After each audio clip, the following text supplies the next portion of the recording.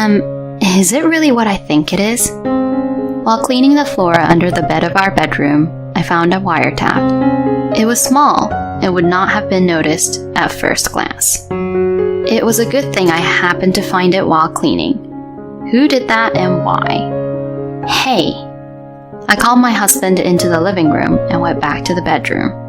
When I pointed to the wiretap on the floor, my husband put his finger to his mouth to tell me to keep quiet. The next moment, my husband said louder than his normal voice, "Well, I'm looking forward to our next weekend trip." "Huh?" "You know, our trip. It's the first time we're camping together, so I'm really looking forward to it. We leave at 9 a.m., right?" At this point, I finally understood the intent of my husband's comment. He was deliberately putting on a show so that the person who had set this up would hear him. I'll make sure to find out who did it. My name is Lily. I'm 30 years old. Upon graduating from college, I started working for an IT company and spent my 20s immersed in my work. I loved my job and had a busy but fulfilling life. And 6 months ago, I got married. I met my husband James on a blind date, which my friend arranged. When we talked, we hit it off right away. After about a year of dating, he proposed to me. At that time, all I did was work, and our dates were only on weekends. Even so, James was kind enough to say me phrases like this. "I love both the hard-working Lily and the natural version of Lily when we are together. But that's why I want to be with you forever." Are you fine marrying me? Even if we get married, I want to keep my job. "Of course. You don't have to quit. And we'll think about having children when the time is right for both of us. We should both be saving for the baby that's going to be born someday, while we still can." James. "I want to be with you regardless of things like jobs or children. So please, marry me." Thank you. It's my pleasure. Thus, I readily accepted James' proposal. With this man, I was sure I would be happy. I was convinced of that. The following month, I went to my parents' house to introduce James to them, and they were happy to see us, crying. The following week, this time I went to James' parents' house to say hello. He rang the intercom and a kindly-looking woman opened the door. "Oh, James, welcome home."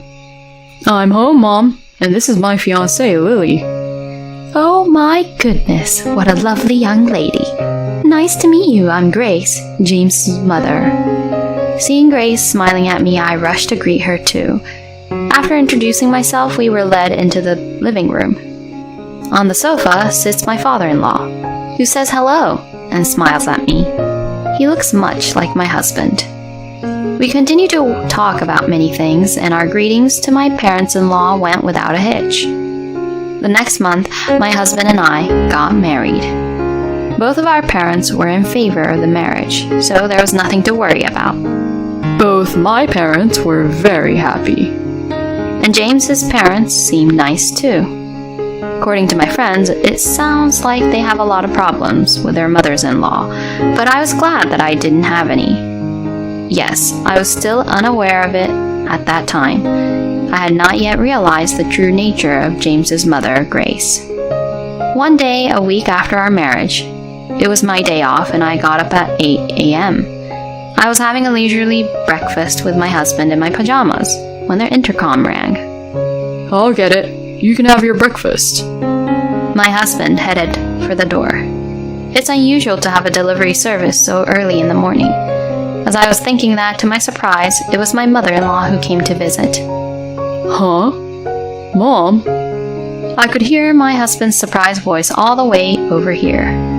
I swallowed the bread I had just put in my mouth and ran to the front door. And Grace greeted me cheerfully. "Good morning, Lily." Grace smiled at me and I ran my hands through my hair, which had not been brushed through yet. Good morning, Grace. I'm sorry, I'm still dressed like this." "It's okay, I'm rather sorry. It's Saturday and it's your day off, right?" "No, it's fine. Please, come in." "I'm sorry, I didn't bring a gift for you. I just wanted to visit you. Oh, I'm sorry. We didn't prepare anything either. It's okay. My husband looked at my mother-in-law, who's smiling at him, and said, Please, at least call me when you visit us. And rushed after her into the living room. We chatted about recent news and something like that, and the time passed rapidly. I hurriedly changed my clothes, but I had no makeup on, and my hair was messy. Worst of all, this is the first time I see Grace after being married, and I'm dressed like this. Grace, I hope you're not shocked by seeing me like this. But she didn't seem to be mad at me, so I wondered if she was okay with me. As we talked, Grace and I became more and more comfortable with each other, and I naturally spent more time smiling at her. The next thing I knew, it was almost 11:30 in the afternoon. Then Grace noticed this and approached my husband. Is it that late already? I'm kind of hungry. James, can you get us something? Mom, are you going to eat lunch here? Why not? I want to get to know Lily better. I've always wanted a daughter. But we've only been married a week. It won't take long. And anyway, you are going to be together forever. That's true, but... James glances at me with a slightly awkward expression on his face. Perhaps he's concerned about me. But I can't say anything in front of Grace. And besides, I also want to get along with my mother-in-law. I smiled and told my husband. That's nice. I'd like to have lunch with Grace too. It's your day off. Is that okay? Of course, I can have lunch with you every day, but it's not that easy with Grace. If you say so, I don't mind. Sighing slightly, my husband mumbled something about it and went out to buy lunch. When I was alone with Grace and got up to make tea, she laughed and said, Lily, I don't want tea. I came here today to talk to you. Talk with me? I just wanted to ask you. Yes, what is it? Lily, when are you planning to have a baby? What? It's a question I never thought I'd be asked, and for a moment my mind went blank. A child? How could I know when I was going to have a baby? Besides, we've only been married for a week, so why would anyone bother asking me such a question? Grace looked at my slurred reaction and sighed deeply. You know, Lily, James is our oldest son. We need him to give us a grandchild as soon as possible. But we just got married. That doesn't matter. You do know your ovulation cycle, right? What cycle? You have to time it right. Well, of course, we want a boy, but after the second baby, we can have a girl. Grace doesn't seem to know what she is saying. She's just smiling happily. She didn't mind offending me, and she's just saying how she feels. But for me, it was nothing but pressure. In the end, Grace told me about our plans to have a baby for 30 minutes before my husband came home. But as soon as my husband came home, Grace's attitude changed drastically. She continued to make small talk, not even bothering to mention the child. Then my mother-in-law began to visit our house once a week without telling us that she is going to come over. Each time she would stay for hours, make my husband go out to buy food and tea and etc. And during that time, she would talk to me about having a baby. I wondered if I should talk to my husband about it, but knowing how much he cared about his family, I couldn't bring myself to talk to him. 6 months into our marriage, that hasn't changed. On that day, again, at the urging of my mother-in-law, my husband went to a nearby restaurant to pick up a takeout. It was painful for me to talk to my mother-in-law alone, so I pretended I wasn't feeling well and ran to the bathroom. James, I can't wait for you to get home. I spent some time in the bathroom looking at my phone. Then suddenly I heard something that sounded like the living room door opening. I tried to find out what is going on by listening. Again, the door to some room opened, and at the same time, I heard Grace's footsteps. I had a bad feeling and rushed out of the bathroom. Then the bedroom door was open, and I saw Grace peeking into the room. Grace? Grace seemed to be surprised, hearing my voice, but then quickly returned to her normal expression. Then she began to say something sarcastic like this. Lily, you can't even create a nice mood in such a bed like this, can you? Huh? What the hell? Even James can't get into the mood in a bedroom like this. And are you even wearing any lingerie? Wait, give me a moment. I can't talk with you about that. Lily, I'm giving you advice for your own good. But why are you talking to me like that? It was at this moment that I finally saw Grace for what she really was. She didn't think of me as a daughter or as a wife of her son. She just takes me as a tool to help her give birth to her grandchildren. Once I realized this, I felt an inexpressible sense of loss. After that, Grace rambled on and on about something, but I couldn't hear a word of it. The next night, I decided to talk to my husband about Grace. I chose the next night because I wanted to spend at least Sunday afternoon with James in peace. After lunch, my husband said he would do the dishes, and I decided to clean the house with a vacuum. As I came to clean the bedroom, I remembered what had happened with Grace yesterday. Even though we are a family, it's still not normal to come into our bedroom. I need to talk to James that night and ask him to warn his mother. I made up my mind and continued cleaning. I stuck a handheld mop in the crevice under the bed to give it a thorough cleaning that day. And along with a little dust, I found a small black object. It was something plastic, seemingly like a toy block. What is that? I was about to say that much when I had a flashback. I had seen this before on TV.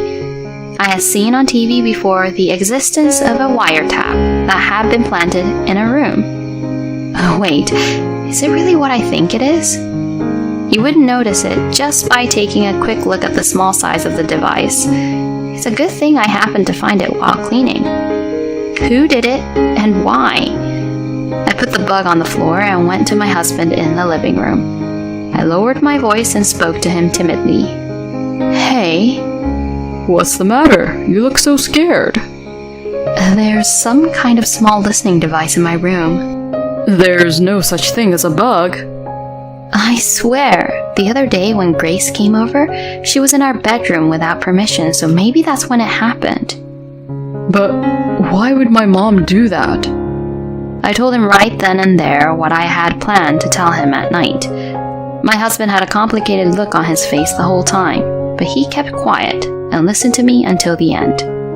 When I finished telling him everything, my husband said he wanted to talk to me, pulled me out of the room, and headed for the bedroom. When he pointed to the listening device on the floor, he put his finger to his mouth to tell me to keep quiet. The next moment, my husband said in a voice which was louder than usual, Well, I'm looking forward to our weekend trip. What? You see, it's a trip. It's the first time we're going on camping together, so I'm really looking forward to it. We leave at 9 a.m., right? At this point, I finally understood the intent of my husband's comment. He was deliberately putting on a show so that the person who had set this up would hear him. At that moment, my anger toward Grace, which I had been keeping under wraps, suddenly overflowed. If it came to this, I will be a good actor. I raised my voice to my husband with enthusiasm. Yes, 9 a.m., so don't ever oversleep. I know. 3 days and 2 nights is not an easy thing to do. It's a great opportunity. Yeah, the spare key is under the potted plant as usual, right? Yeah, of course. In case we lose our key during the trip, we won't be able to get into the house.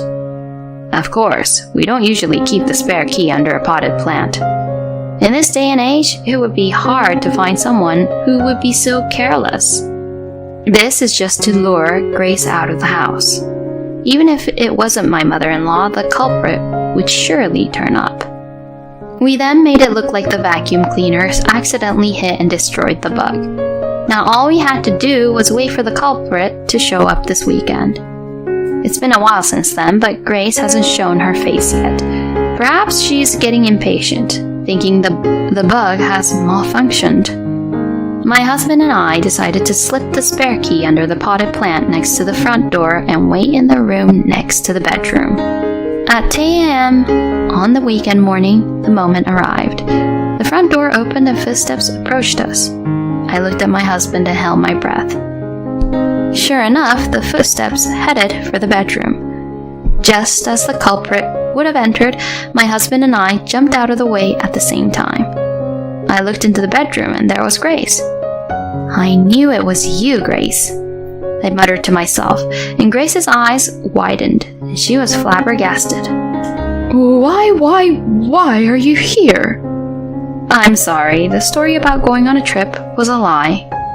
What do you mean? We lied on purpose because a wiretap was found here. We lied on purpose to lure the would-be culprit, you, Grace, out here. Why me? I mean, who else would come up to our house and go into our bedroom? Grace, you seem to have been very sensitive about me having a baby. Grace's face turned bright red and she broke out in a sweat. I thought she was going to give up, but then she looked at James and started pleading desperately. No, listen, James. I was just giving Lily some advice. I told her to give her best so that you would be in the mood for that. If you were advising her, why did you have to bug us? It's just to make sure you're doing it right, because Lily hasn't gotten pregnant in the last 6 months. Bullshit. What do you think we are? Lily is not a tool to have a baby. Don't force your desires on us. I don't need a mother like you. James's words made Grace's face pale, which had been bright red a few moments before. And then she looked at me, saying, Please, do something about it. She began to beg me. I looked down at her and said, Do something? Whose fault is it that you let this happen? You started this by yourself. You got yourself into this mess because you came between us more than necessary and made a fool of me. I was just doing everything just for you. It's none of your business. I don't need you to worry about us. James and I are in love. We want to have a baby, but I don't need you to force that on me. Don't you dare interfere with us anymore. I guess she didn't expect me, her daughter-in-law, to go so far. My mother-in-law just nodded off and left. Of course, my husband called my father-in-law and told him everything. Later, my mother-in-law was scolded severely by my father-in-law. After that, my father-in-law forbade my mother-in-law from coming in and out of our house at all. And we stopped visiting my parents-in-law's house until we felt at peace with the situation. My mother-in-law no longer received a monthly allowance from my father-in-law, and she had no money to spend on her own. On weekdays, she used to go shopping and have tea with the neighbors, but all these pastimes have disappeared. But all these things are her fault, and I hope she will reflect on that. I, on the other hand, just found out I'm pregnant. I guess Grace's regular visits and sarcasm had been putting a lot of pressure on me to have a baby. Now that the stress is off of me, I've been able to successfully get pregnant. Is it a boy? Is it a girl? I wondered as I looked at the baby items in the shops. My husband put his hand on my growing belly and said happily, It doesn't matter whether it's a boy or a girl. It's our baby. Yeah, you are right. As long as it's healthy, I'm happy either way. I can't wait to see our baby. We'll keep working together, okay? I'm so glad I married this man. It was the moment when my husband's smile looked like a big sun.